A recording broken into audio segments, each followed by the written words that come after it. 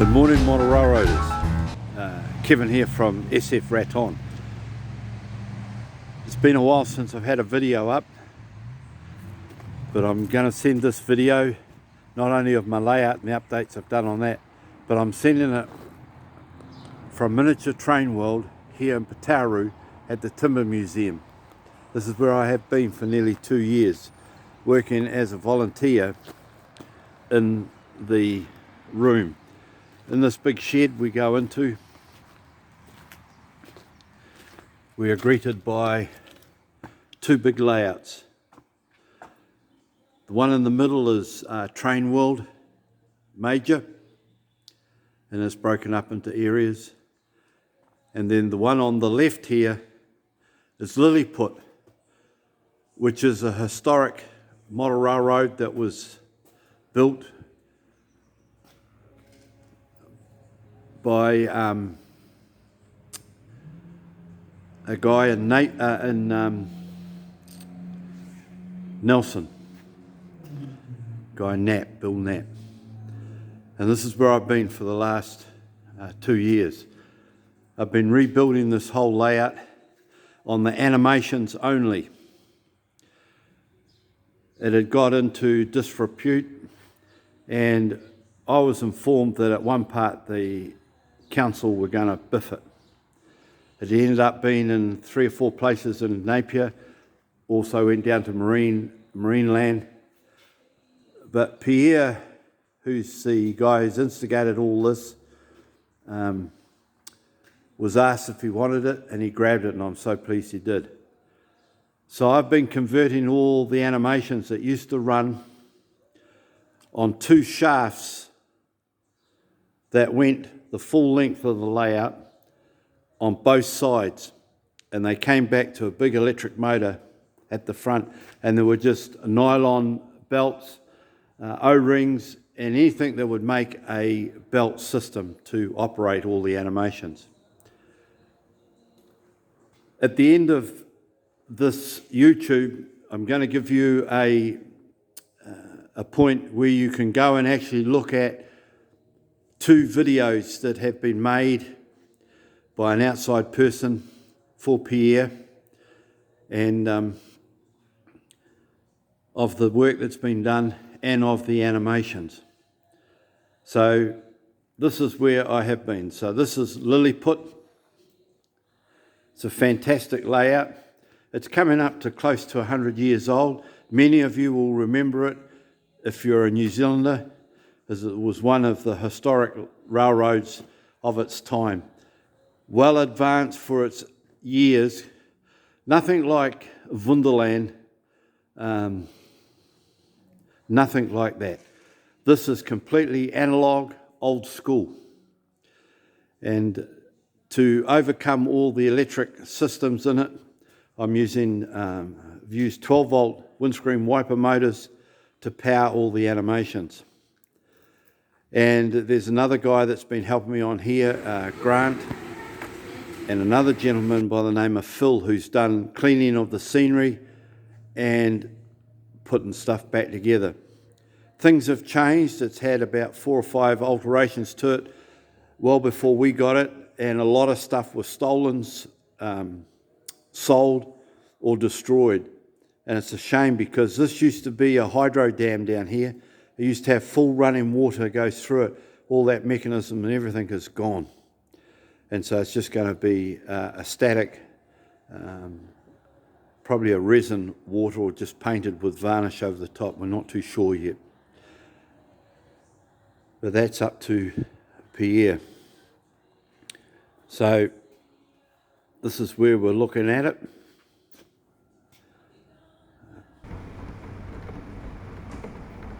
So I'll put some videos in this one to show you areas that I've worked on. But the whole animation system for its time was unreal. The yellow building that you see there is still in Napier, and the big building over here is Wellington Railway Station. A lot of stuff has gone that was from the original, but we've getting it back so it still gives recognition to people that come in and remember it. So I've been working down here. I've got the transfer table working, yet still to get it so it'll do it automatically, but it can be manually operated across and back as part of it. The other one I'm working on is the coaling tower, and I thought I had it right, put it together, and first test I did it broke, so I'm still repairing it, still fixing it up. But it's incredible to think that it's coming up nearly 100 years old and this layout is still operating. So please, when we finish this video of my update and also where I've been for the last 2 years, have a look at the links to the videos that are showing about the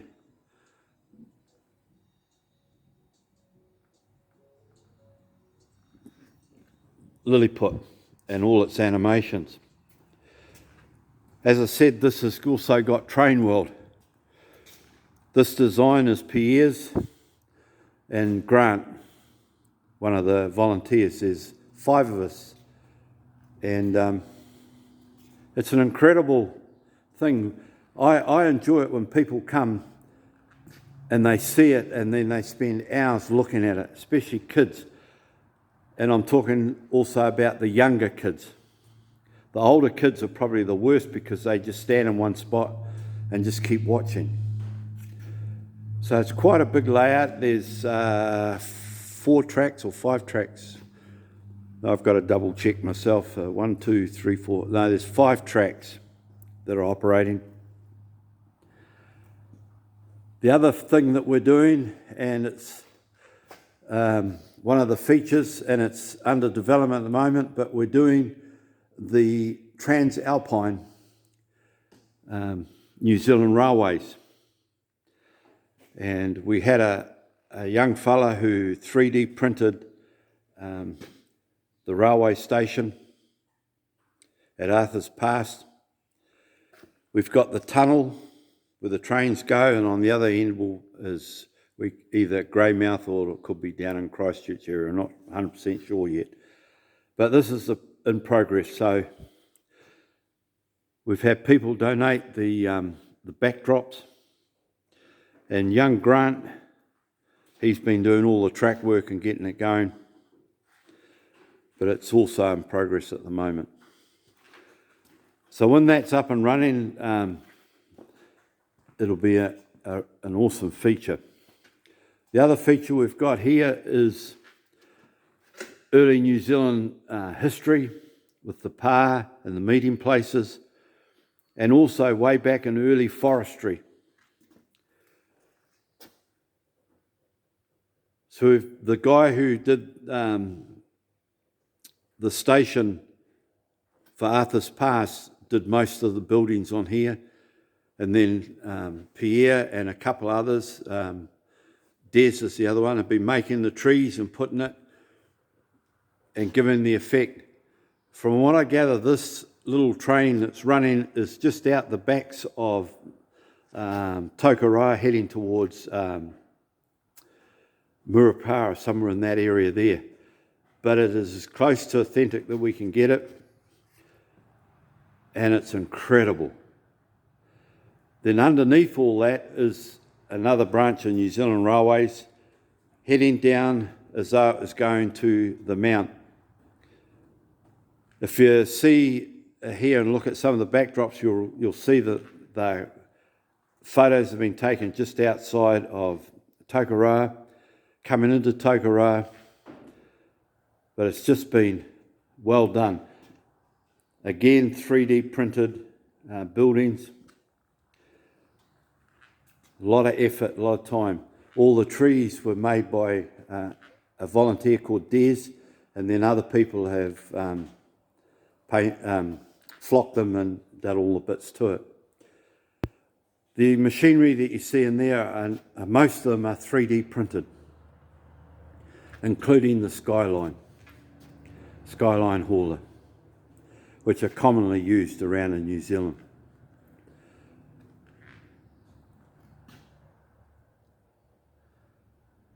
So this track comes up into Mount Maunganui or to the port. There's the background of the port. Train on this circuit will be going down through to the trees, and then it'll hit a micro switch and it'll come back up and go all the way down. And if you look down the far end, that's heading as though we're going to Karau. So it's incredible. That stacker that's there is 3D printed. Same with the little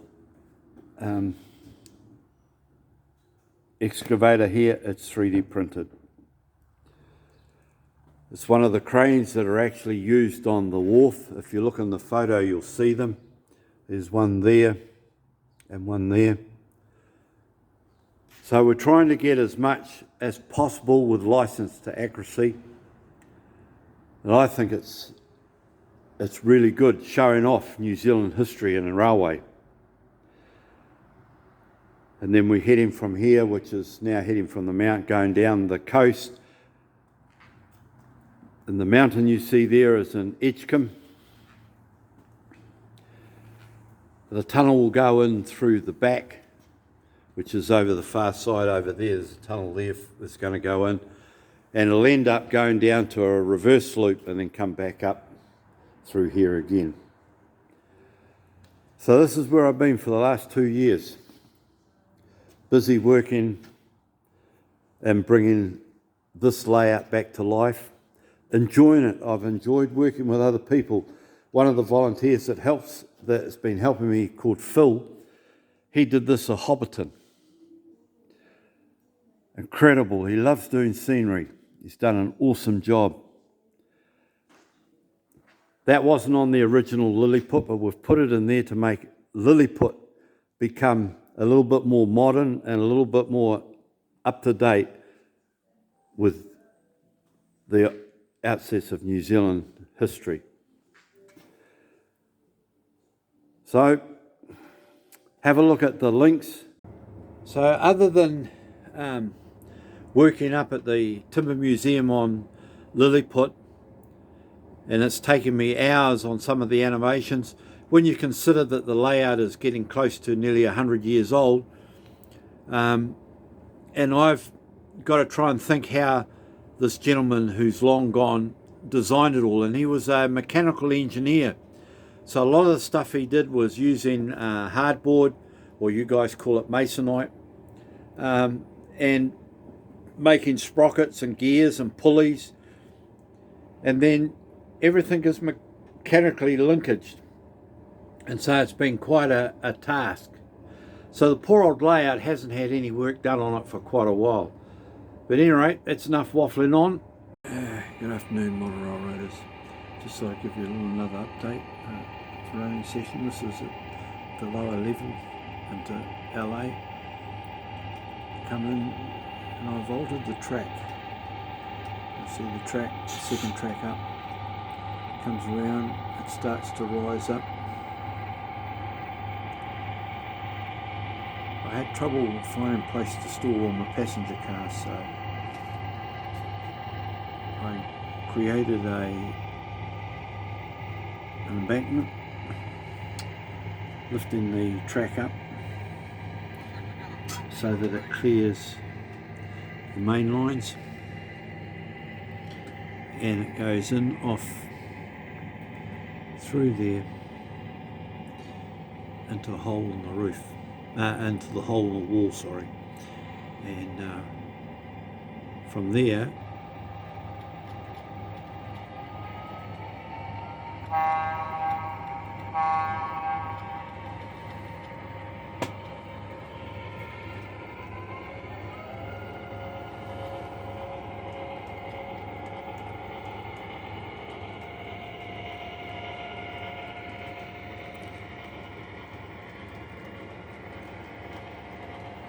I have to cross over onto the other main. I go up halfway, a little way up the bottom level.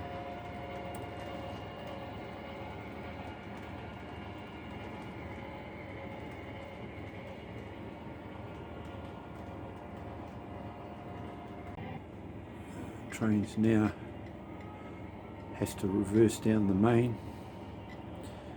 and into the track over here.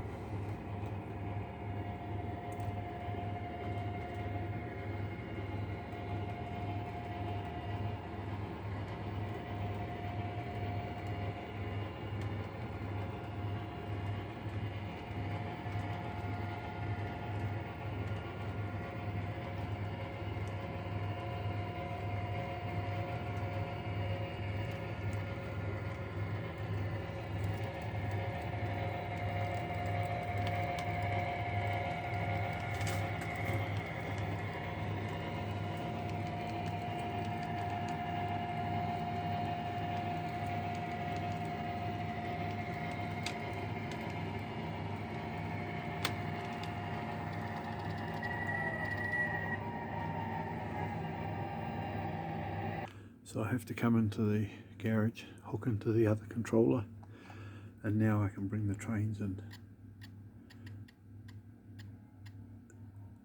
Bring them in slowly through the tunnel.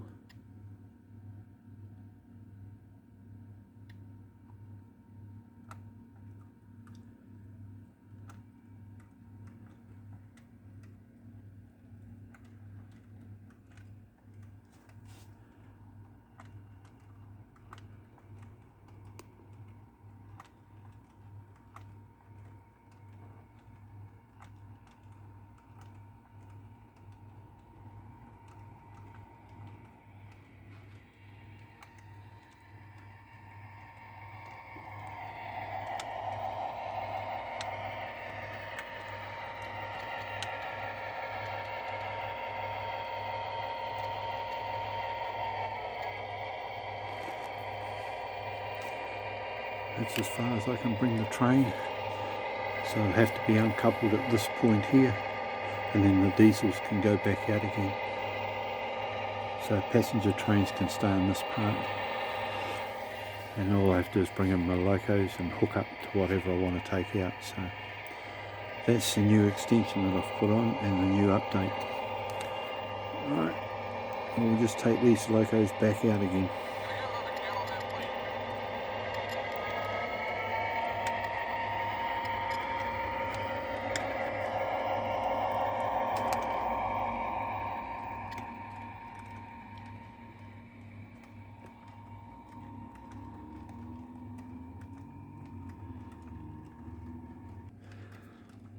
So when they've gone through and I don't need to come back into here again, I just lower the little trapdoor.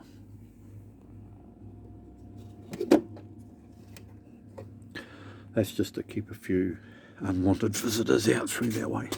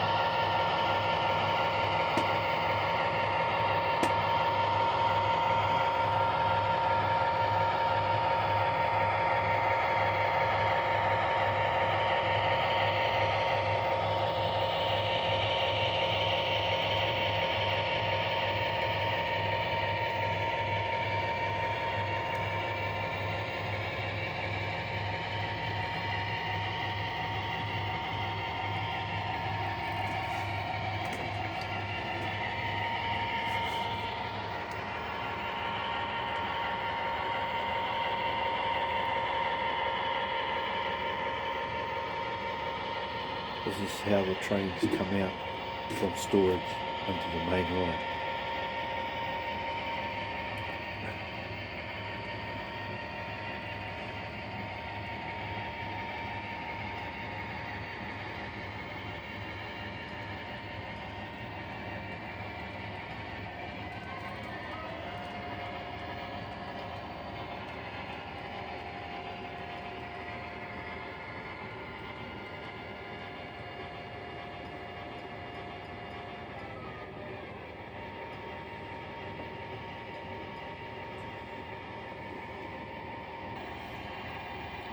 So this can pull back into the station ready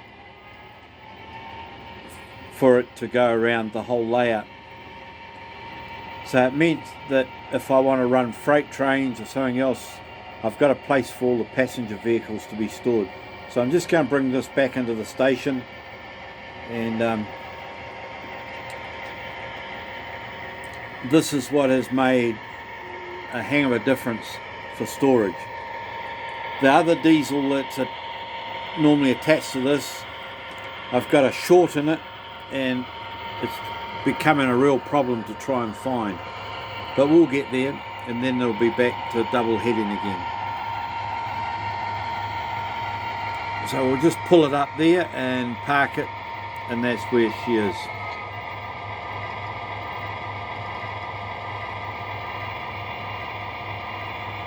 So that whole setup has made a hang of a difference to bringing the freight trains, the passenger trains in and out. I've been working up here on the return loop, which is Chicago, and in the process of working out at Lilliput, I managed to get a drilling or pump rig, and so I've fitted it here. I've actually got it animated so that it works. It's a little bit noisy, but if someone comes to see the layout, I can turn it on and they can have a look at it. So that was a bit of a wasted space up there, and so I just converted it to make it to that. The other thing that I did is I didn't like how Chicago looked, and I asked on the net a few people, and a good friend of mine, John Tanzello from Texas, he sent me a picture of Chicago Station, and I didn't realize that Chicago Station is built on that formation that's in front of the photo, but right on the edge of a river. I've got a yard there, so I can't make that very prototype, but the station is actually up on top, and there's I put a paper photo of it, and I'm yet to get around to making the front part of it, but there it is there.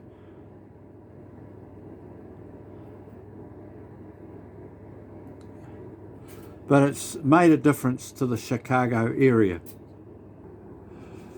John's YouTube channel is the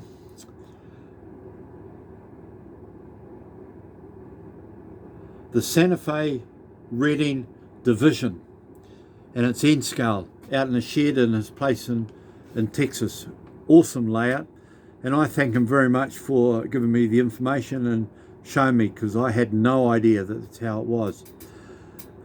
So in the process, I had to redevelop up this end here, and I built this little yard area, and just gives a little bit more for operations if and when I get into it.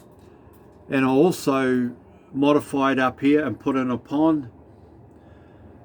I've still yet more scenery to do, but I put a pond up in there with some old stuff in it and a bit of water, just to give the illusion of barren land in that part, coming in either on the outskirts of Chicago or coming into it.